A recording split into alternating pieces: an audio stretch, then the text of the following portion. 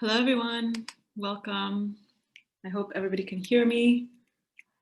Just let me know in the chat if you guys can hear me. Everything is okay before we begin. So if anybody can just hit the chat button and just say, all okay, I think we're good. So welcome to this evening. Thank you guys. I don't see you guys, but I hear you. If you guys want to come on video, you can. I'll make it just a little bit more interactive.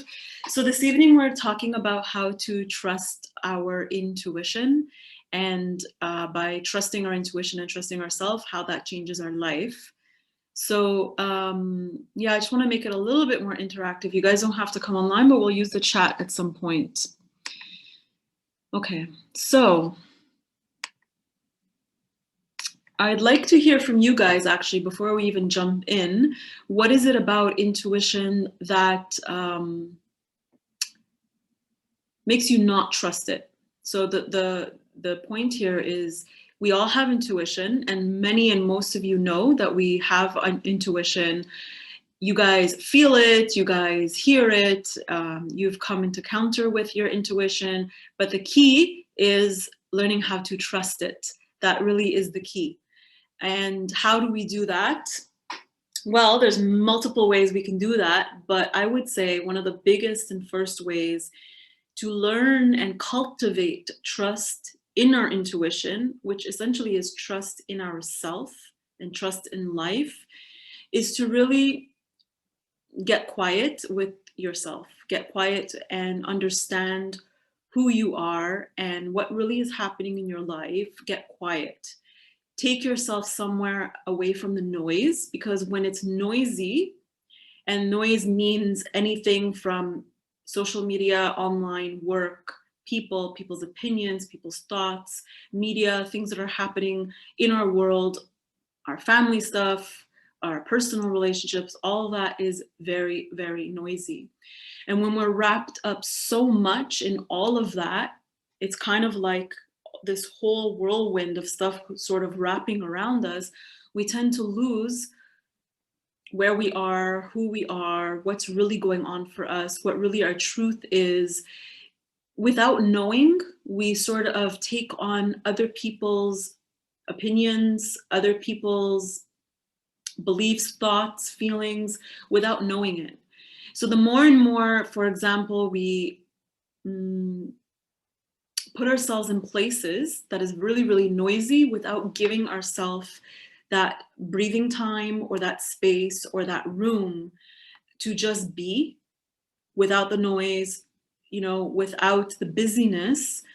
The more and more we don't do that, the more and more we disconnect from ourselves. And the more we disconnect from ourselves, the more we disconnect from our intuition. So I would say that I'm going to just sort of go through the ways we disconnect, and then the ways that we can connect. Basically, they're the same, they're the flip side of the same coin.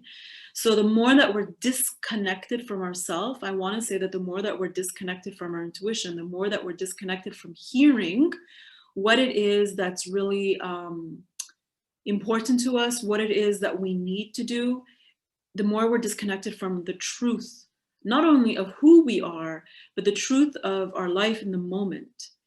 So I'm a clairvoyant, I'm a psychic clairvoyant, and I do a lot of readings for people.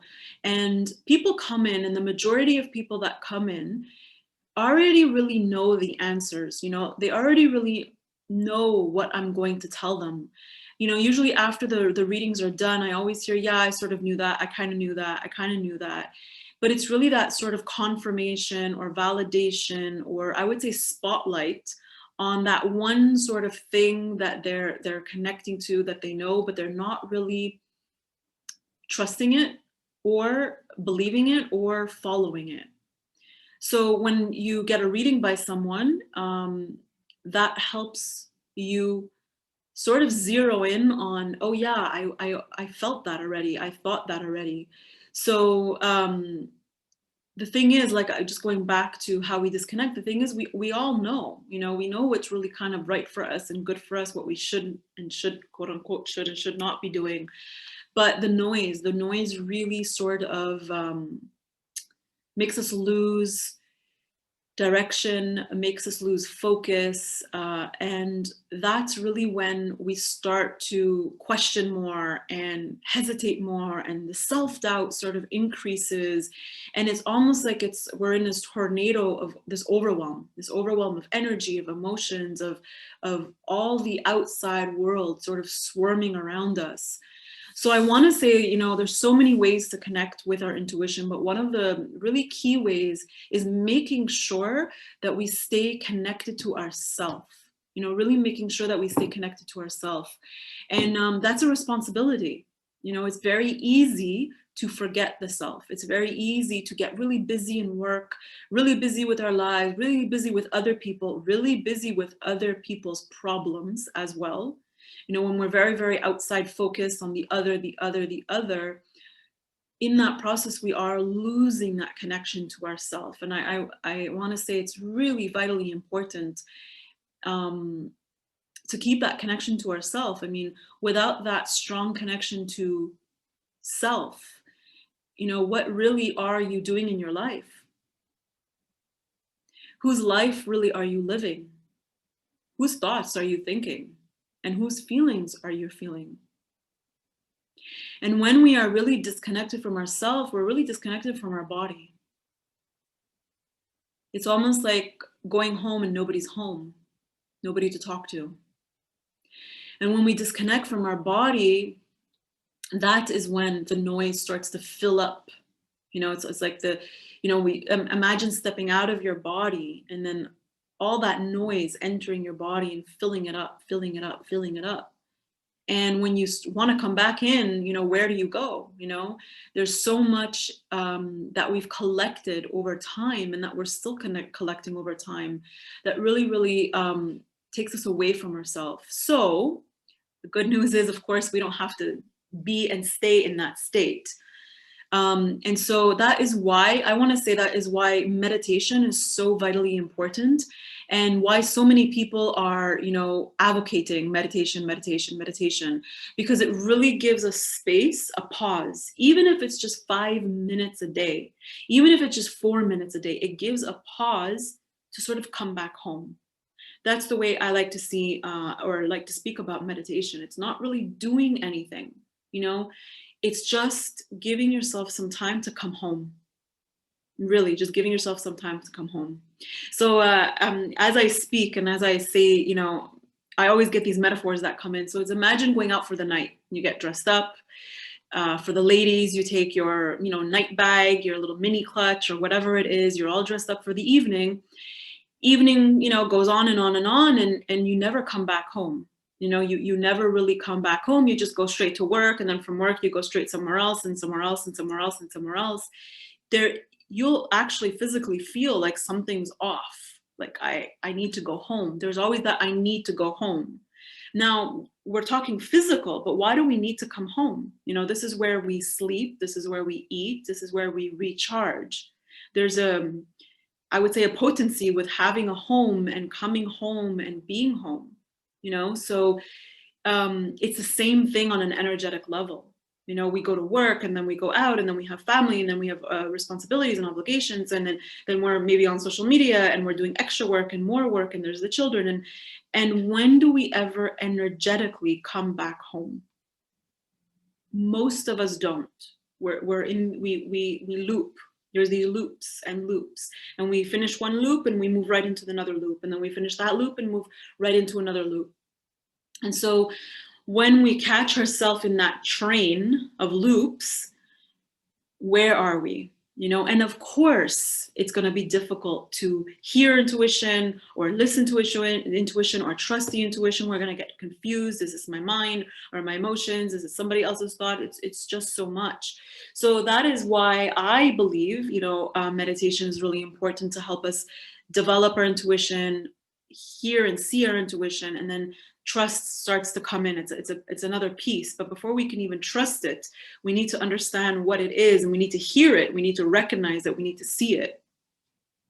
And when I talk about meditation, I don't necessarily mean that we have to sit and we have to watch our breath and we have to count our breath and we have to do a mantra and we have to have all this structure. If we have to go into it thinking we have to do all these things and watch everything, it's another job. It's almost the same as going to work. It's another job. And so I really advocate meditation as just sitting and just being with whatever is, with all the thoughts. Let the thoughts pour in. Let the thoughts pour in. But if you do this over time, 5 minutes a day, every day, the thoughts will start to slow. It's not only that the thoughts will start to slow, but you're carving out, you're making a commitment and you're making a statement to yourself that this is coming home time. You know, it's the minute, and you can equate it exactly to coming home after a really long day. What is the first thing you do when you walk through the door?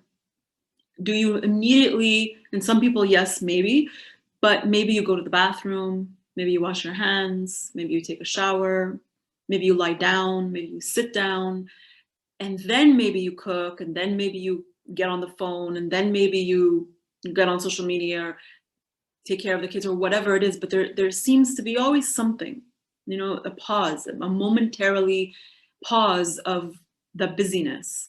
And so that 5 minutes a day is that momentary pause of busyness.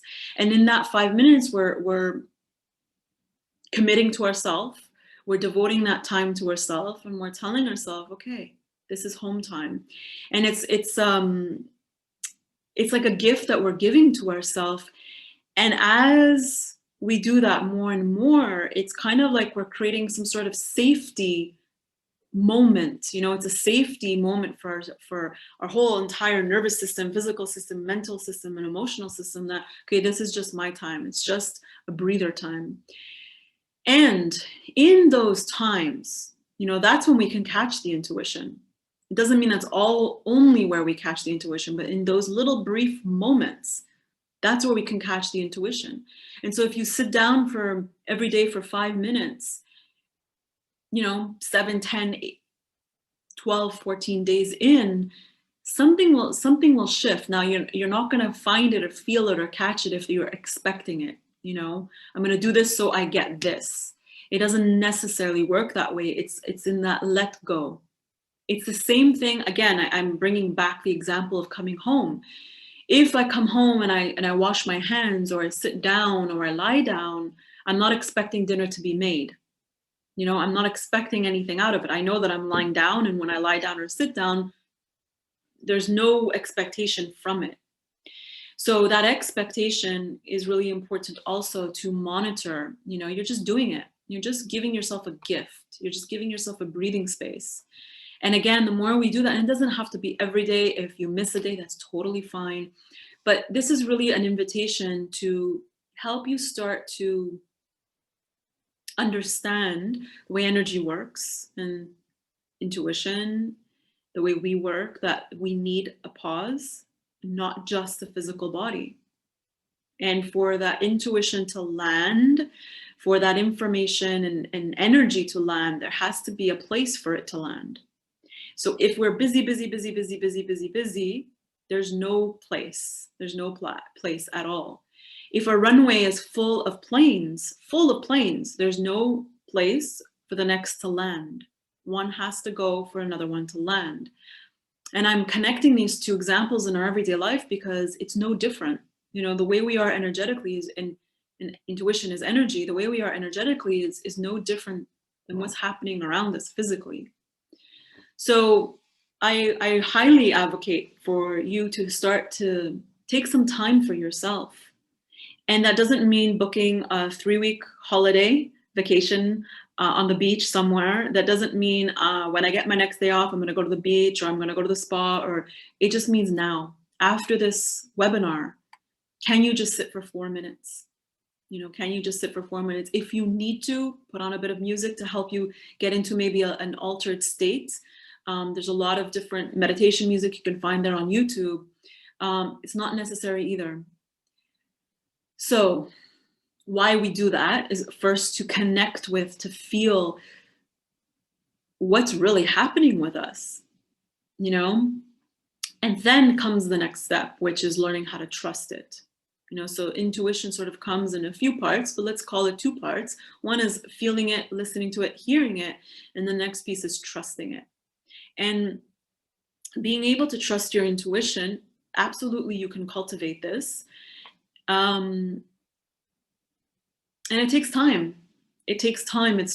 And there will always be some mishaps with it. So, a few times you get an intuitive hit, and then you trust it, you believe it, you go for it, and then there'll be a few times that it's off.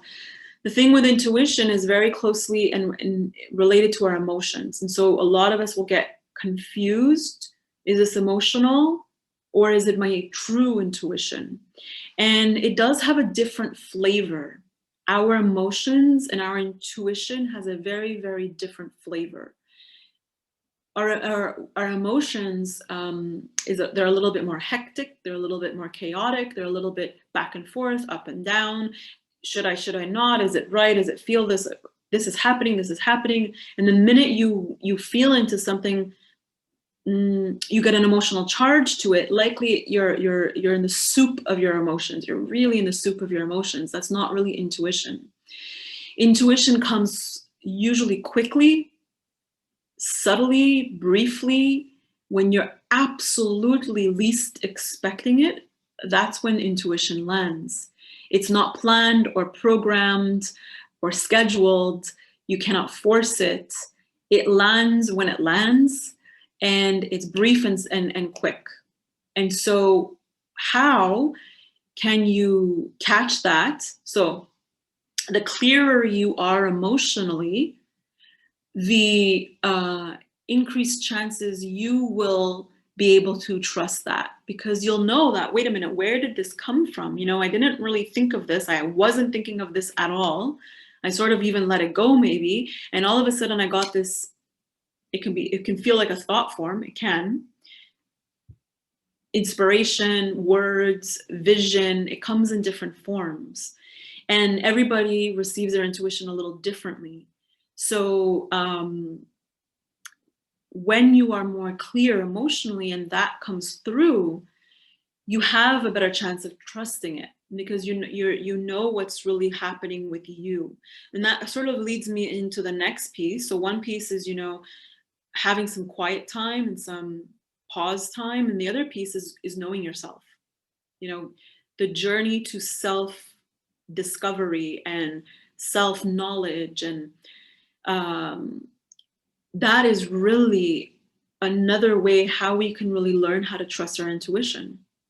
Because as you know yourself better, I would call them ego tricks, the little thought forms and behaviors that trip us up, that keep us sort of locked in that cycle of sometimes it can be victim, sometimes it can be, so ego has various faces, but is quite simplistic, where it sort of always comes and trips us up. And each one of us has a way that our ego comes in to trip us up.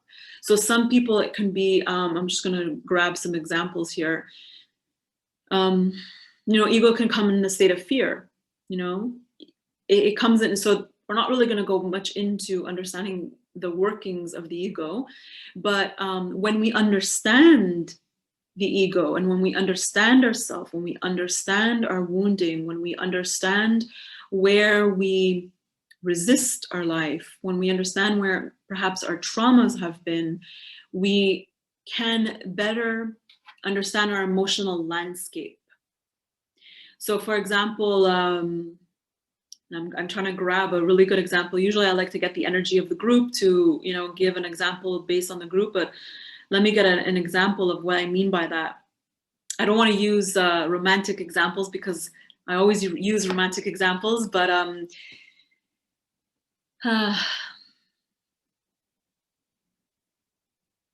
okay.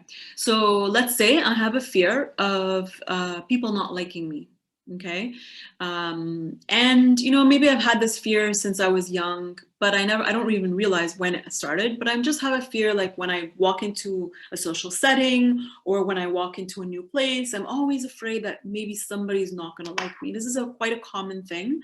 And when I walk into the place, let's say it's an event or a new job, or I feel or think that everybody's talking about me because maybe they look at me different, or and then I feel like, oh, that person really doesn't like me, or now likely I would say 95%, 96%. There's always a bit of a percentage.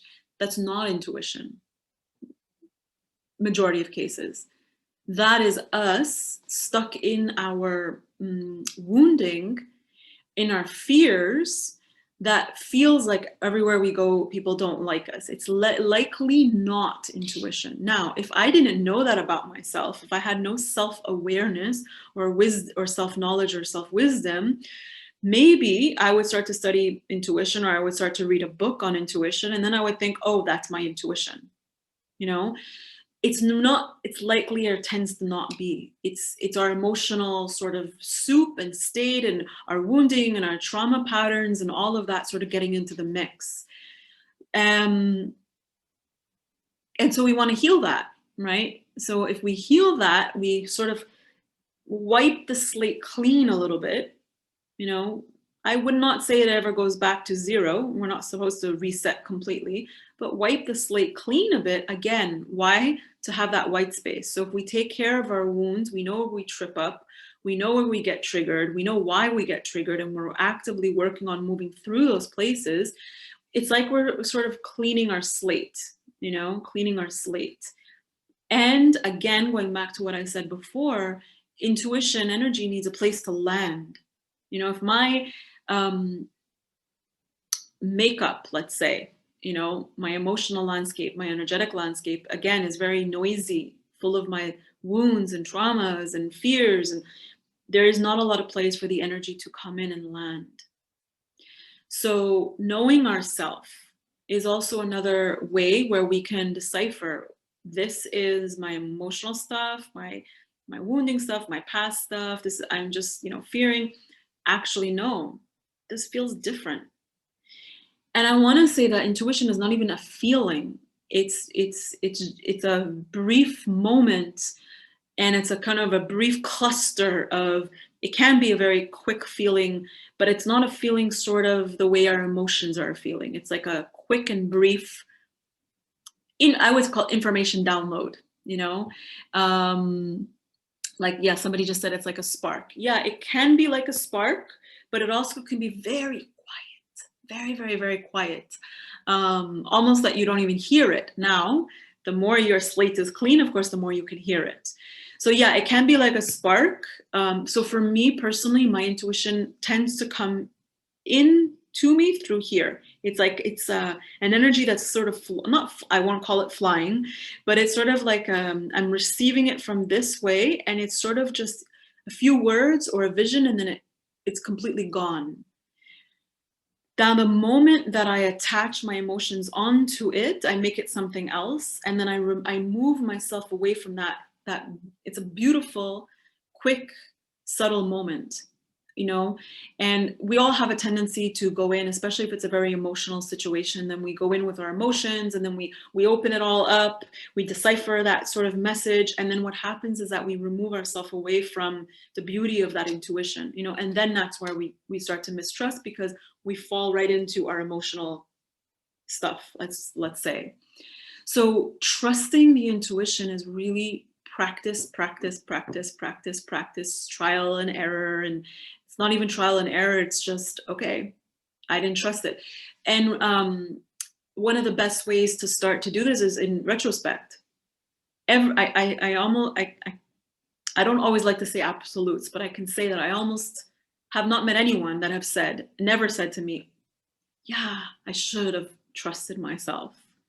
I already knew that. I knew it was going to happen. I knew that was going to, you know, become that way, but I knew it, but I sort of just let it go, you know? So the other thing is here, so, okay, just going over it, you know, giving ourselves some space and time, understanding and knowing ourselves, and valuing ourselves a little bit more, and valuing our imagination. Because a lot of, and when I teach this work, one of the biggest things that I say is imagination is everything. So we are taught by cultures or school systems, societies, all of that, that it's just our imagination. And when we say it's just our imagination, we're negating it or devaluing it as if it's nothing. It's nothing. And we can see the way we do that in our material everyday life. If I wore a watch and the watch was, I don't know, maybe, I don't want to exaggerate and say $1. Let's say it was $10 watch and I lose it. It's okay. It was just $10. It does not matter. And if I wear a watch and it's, I don't know, again, I don't want to exaggerate and say $1 million. Let's just say $35,000 or $50,000 or $500,000, and we lose it, it's going to be very, very, very different. We take care of it differently. When something has a higher personal value, I would say a monetary value also, we take care of it differently. For the majority of us, we take care of it differently. We treat it differently. It's a very different experience and relationship we have. Now, just transfer that into intuition, energy, imagination, inspiration. We devalue it because we've been taught that it's just our imagination. It's nothing. Don't worry. Go back to sleep. It was just your imagination. Or, my child has this vivid imagination. It's, all that. So we've learned along the way not to trust this imagination, but this imagination comes from somewhere.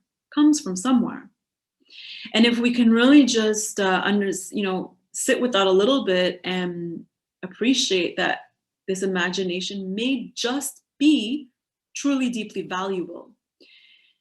And I always like to give reference to Burj Khalifa, because Burj Khalifa was somebody's imagination. Most of the inventions that we see, whatever it's an architectural structure or invention or a business initiative or clothing, or whatever we see, was once someone's imagination. And not all of a sudden it's in the material world. Imagination is everything. Einstein himself said that imagination is more important than knowledge. And so if we can really start to open ourselves up to that, maybe it's not just my imagination. Maybe there's something here. When I get a vision of something, when I get a thought of something, when I get a sense of something, maybe it's not just. Thing is, we just don't know we don't know what to do with it. So because we don't know what to do with it, and because most of us are overwhelmed already by so much exterior stimulation, we sort of just, it's too much. And hence, going back to the beginning of when I said we need a pause, we really need time out for ourselves. So if I'm in a relationship situation, because intuition really, people really want the intuition when there's some sort of thing happening on a romantic level. That's really when people, they seek out maybe readers or help, and let's just say that I'm super wrapped up into what's happening. I'm super emotional about it. I'm thinking all these thoughts about what the other person is doing or not doing, or, why they are doing what they're doing. And I'm really, really deep into it. And I get an intuitive hit or intuitive information. It's gonna just wrap up right into everything else, and I'm not gonna be able to decipher it or hear it. However, if I know myself better and I've done a bit of work on myself and I'm getting this intuitive information, I'm trusting and I'm valuing that, there's more to it than just this physical facts and physicalness. If I value it a little bit, then it sort of takes a little bit more space in our life. And so if I'm in that situation and I'm sort of really wrapped up and I'm in deep in my feelings and my thoughts, and I'm not really sure what's going on, and I've already been working on myself, and I'm starting to value that, okay, there's something bigger, and we're all connected to a source, and there's information that comes through, and I believe in my intuition and I value it. It's like it creates sort of like an opening for us to receive it. You know, the famous saying, ask and you shall receive. If we're not asking, or if we're not paying attention, or if we're not valuing it, and if we're not making space for it, then we're either going to miss it, or it's not really going to, it may not even come. It may not even come. It might just sort of get washed right into our emotional landscape. So I would say the other piece is valuing the intuition. You know, if it's, you know, everybody's so interested in this topic because it's something that's so natural, like so natural to us. We all know we have it, we just don't get it, you know, because there hasn't been enough education, or, you know, we have not been able to learn a lot about it. Yes, there's some books and there are some courses and stuff like that, but it's only lately that it's becoming to be more and more known and more appreciated, and it's starting to become more and more valued. So that's good news. It's a good sign, because what our collective values, the individual tends to also value, you know, and so it's not so much woo-woo anymore. It's actually, wait a minute, there's more, there's more, there's more, there's more. So these are ways that we can receive it, and also ways that we can start to trust it. You know, again, the other thing is that we just need experience with it. So one of the very popular ways to develop it a little bit and to learn how to trust it is to track it. Track when you receive some sort of intuitive information and you didn't flow with it or trust it, and track when you receive some intuitive information and you did flow with it and trust it, you know? And then you can start to take note of, okay, when I didn't trust it, or when I sort of dismissed it, what was happening for me? Was I overwhelmed with my emotions? Was I too busy in my life? What was going on around me? Versus when I did receive it and I did trust it, what was going on around me? Oh, you know, I took the weekend off, or I had a, see what's around it, so that you can start to repeat what was happening around when you actually took note of it, and maybe you trusted it a little bit more. And maybe there is something different that was happening in your life, busy versus non-busy. Maybe you started to meditate, maybe you started to go to a meditation class.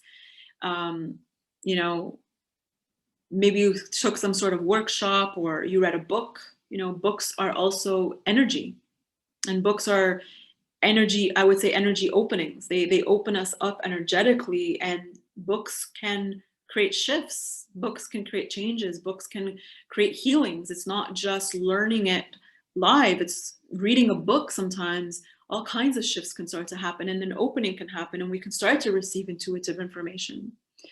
So just take note of what was happening in your life when you started to feel more intuitive information, and what wasn't, and when you trusted it versus when you didn't. Patience is another big piece here. You know, if you're trying to rush the process and you want to know and you have to know, and you want more of the intuition and you want it again, and it creates such tightness. And when things are tight and we want to know, and we want to know, and we want to do this now, we want to heal everything now, and it creates this tightness. And when tightness happens energetically, tightness starts to happen. And when tightness happens energetically, nothing can flow through it. Nothing can flow through it. And that's why intuition doesn't really come in moments when we're really heightened emotionally, whether that's in a super heightened sad state, or super heightened angry state, or anxious state. Tends not to come through. There has to be a little bit of relaxation, physically, energetically, mentally, all of that, for those intuitive information to come through, and for you to be in a state where you're more willing to trust it. You know, if I'm super angry and I'm so convinced of my anger, and I'm angry and I won't let it go, I'm not going to feel it come through, and I will never be in a state to be able to trust it, because our ego in those places are activated. Ego wants to always be right. I am not dismissing ego, and the ego is beautiful in its own right, but it wants to be right. And so when we're convinced and we want to be right, no, it had to be that way. likely we're not going to trust our intuition.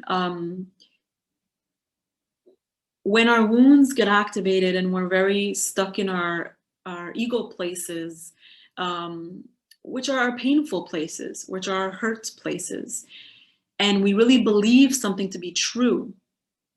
Classic example, my partner has been cheating on me. Very, very classic example, you know, and we believe it and we look for evidence, and we're completely wanting that evidence.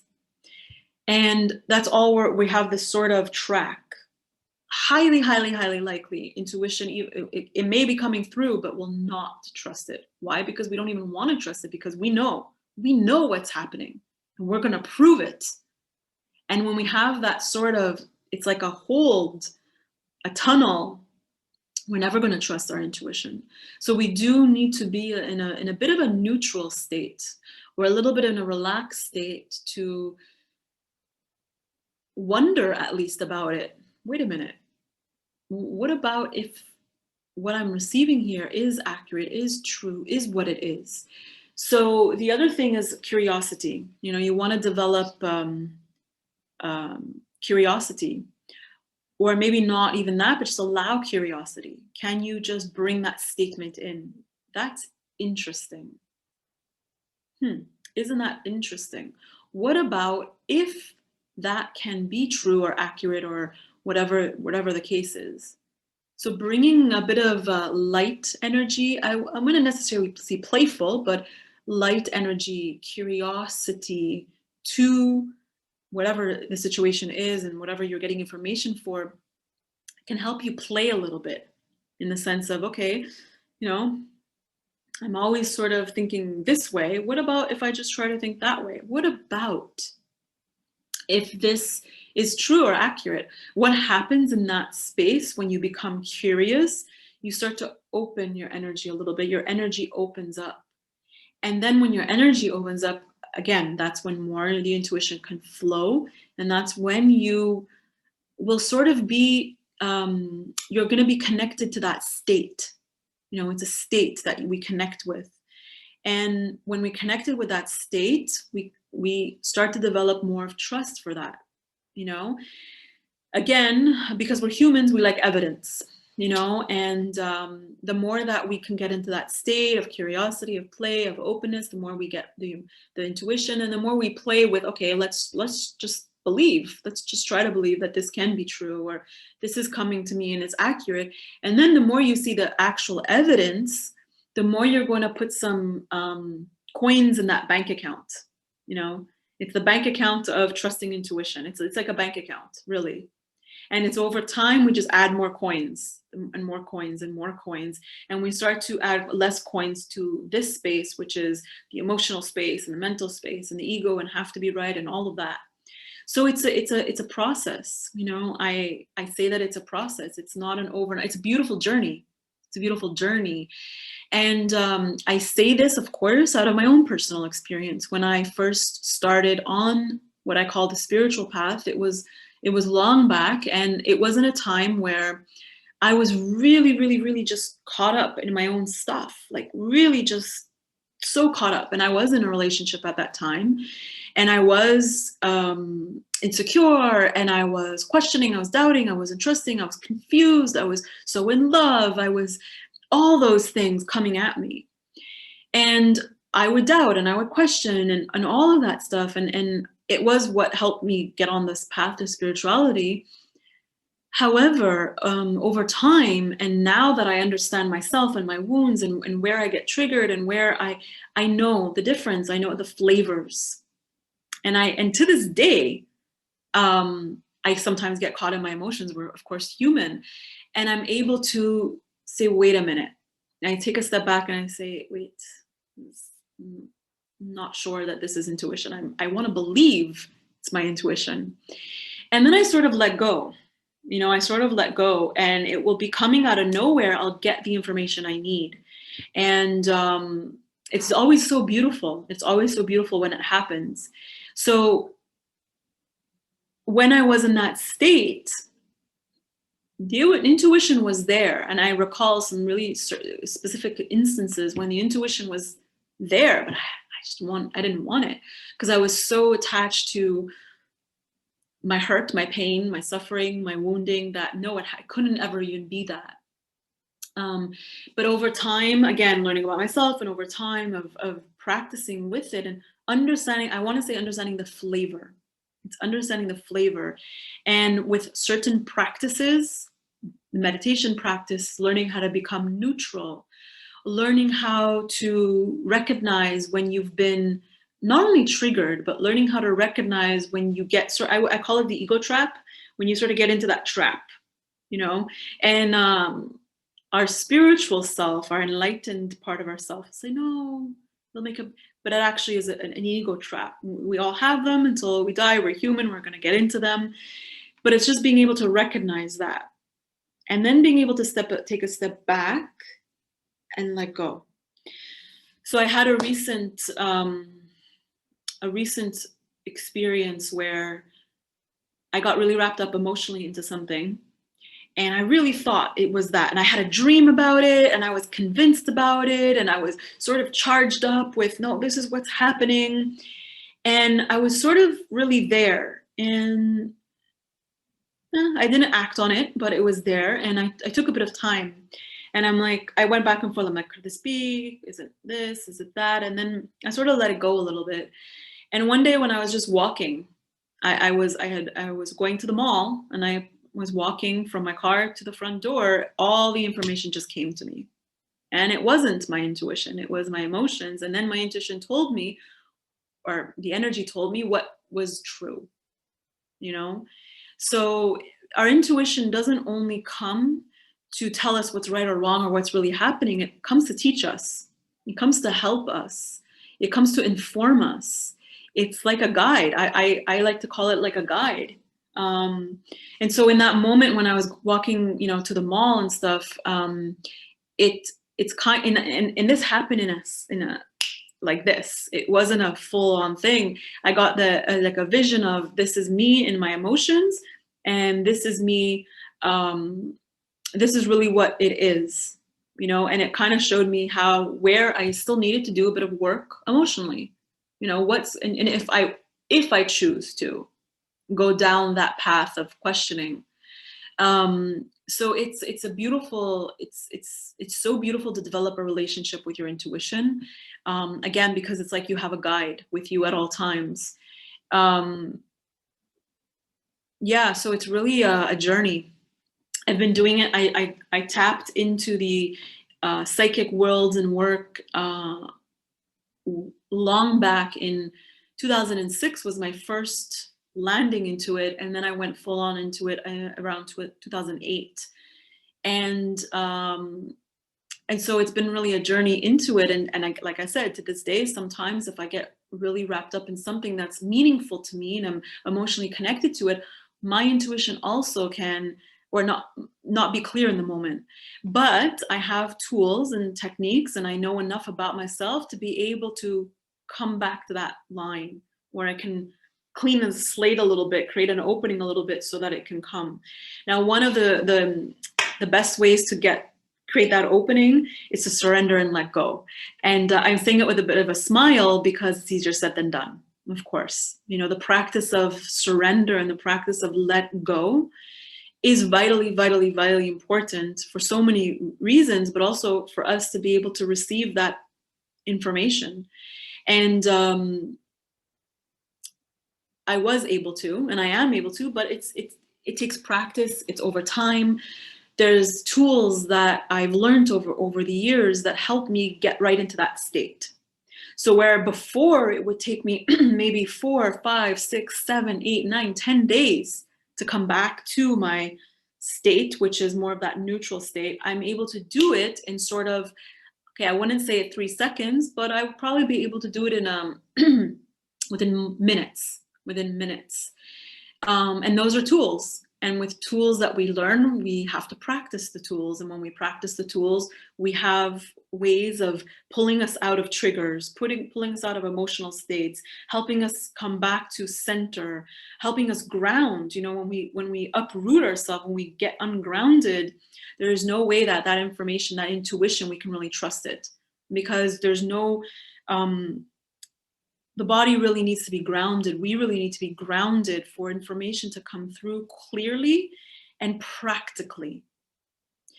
Intuition is never, I don't want to say it's ever harsh, because sometimes it can be a little in your face. It's a bit of like a wake up, but it's never aggressive or harsh in that way. That's not intuition at all. That is your most likely self-critic. You know, self-critic and intuition, two completely different voices, energies, feelings, and flavors.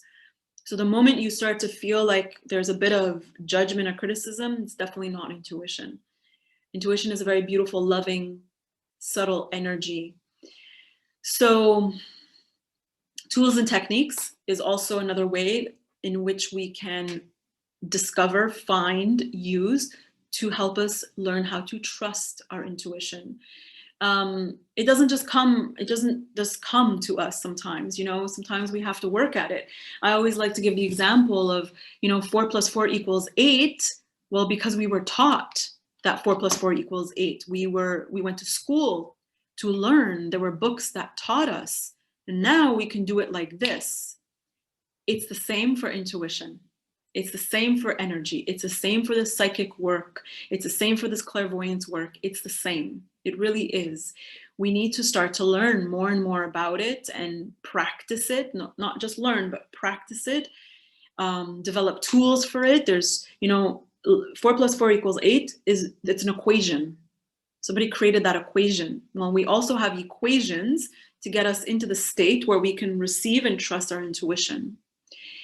And yeah, I want to just leave some time open for the questions. But as I mentioned that, how do we learn all these tools and techniques? Well, again, there's books. There's a lot of books on psychic work or clairvoyance or intuition or developing and trusting intuition. There's a lot of classes and courses. There's webinars. There's practical things. So this was more of a talk, but there's practical ways. And of course, those practical ways can be taught, but you have to find your own way. You know, there's so many nowadays modalities, practices, tools, techniques, philosophies. You really have to find and navigate your own way. And if it's something that you deeply want to develop, then I would say commit to it, you know, commit to learning how to develop this. And again, knowing that it's not an overnight process.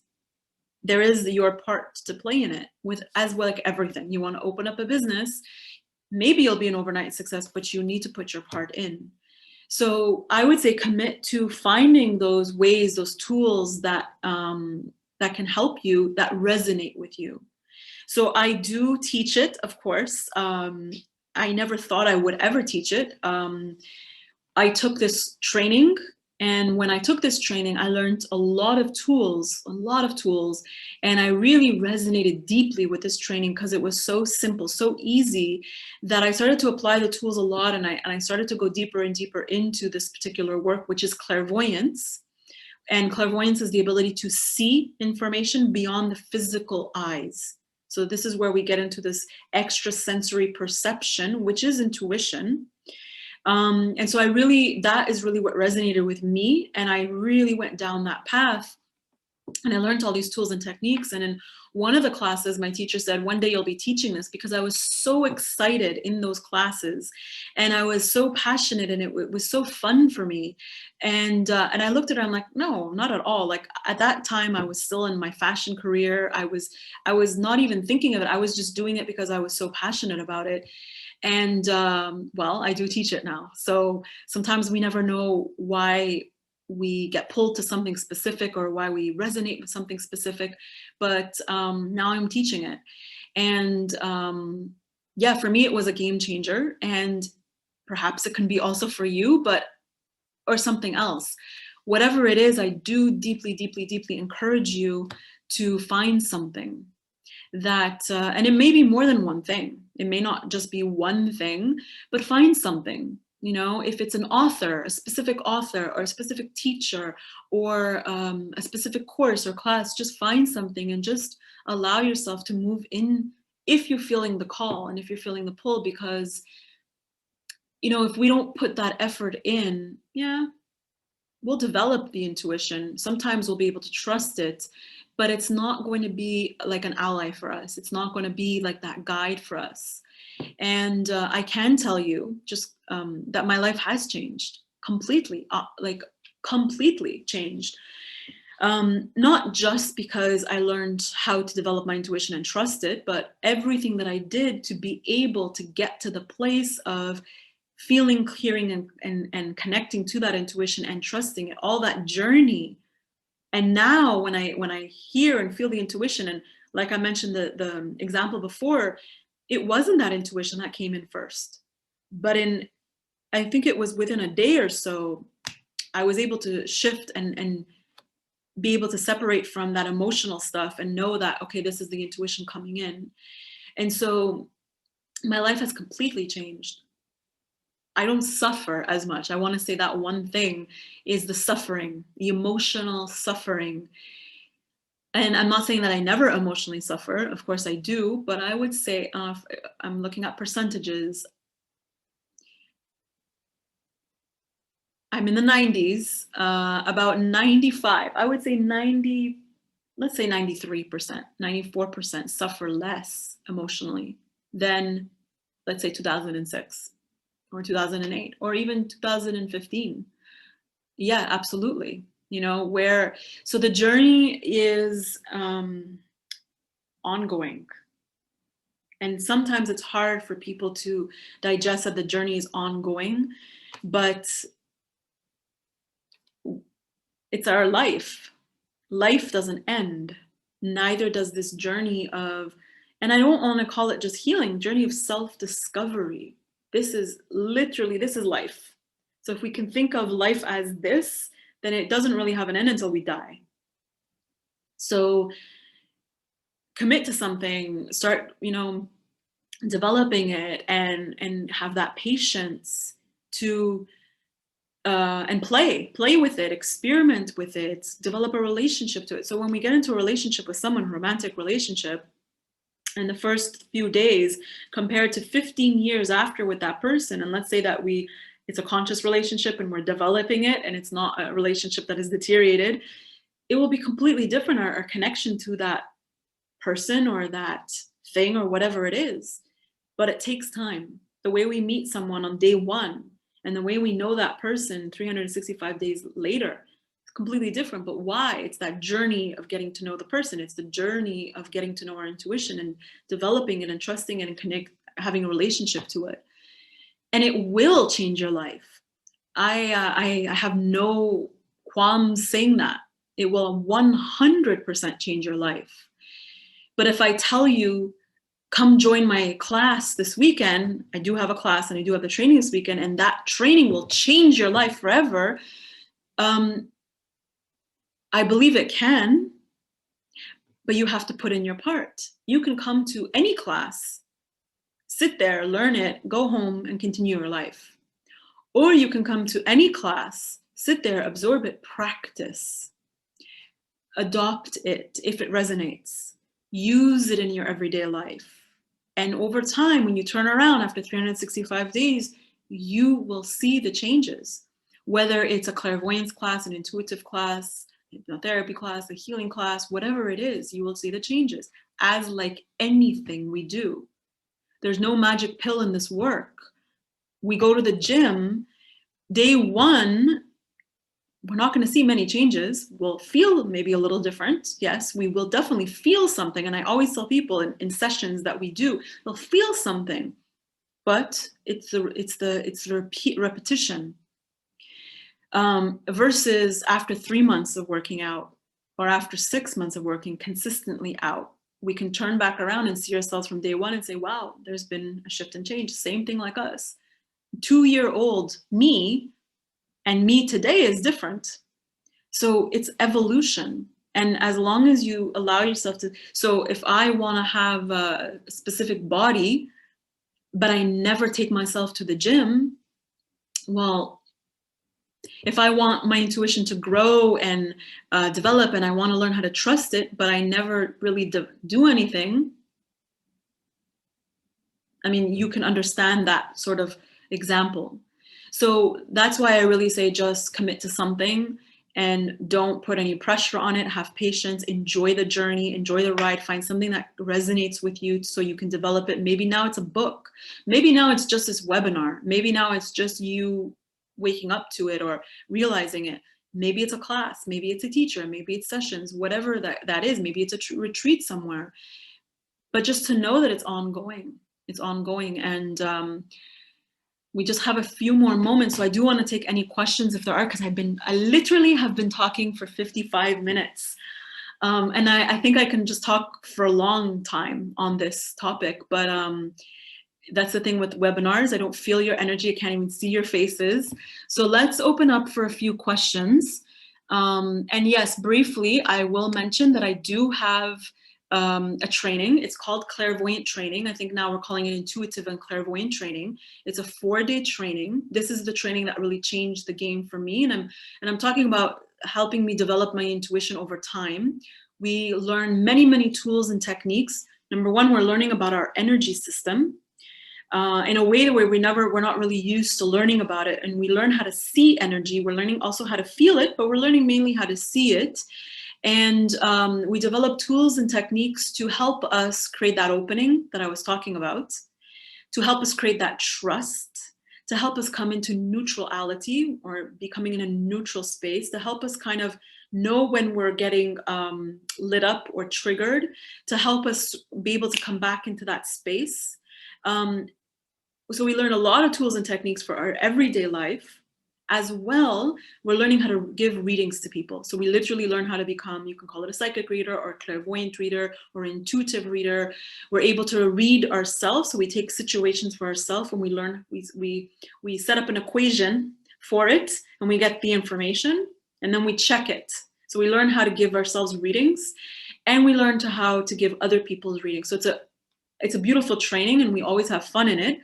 And so, I believe somebody can send you the information if you want. You can just put a little comment there. If it feels like it resonates to you, you're more than welcome to jump in.